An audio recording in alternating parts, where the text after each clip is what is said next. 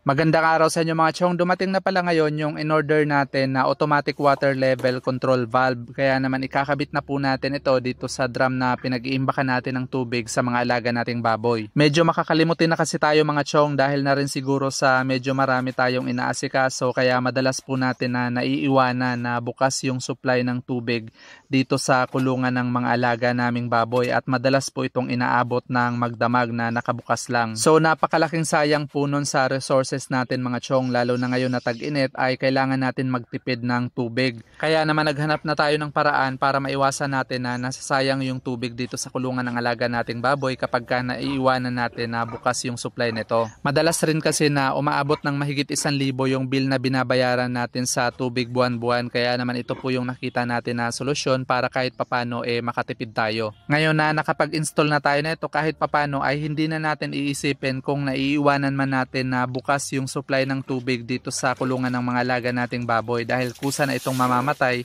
kapag ka naabot niya na yung level ng tubig na dapat ay mag-cut off yung supply niya.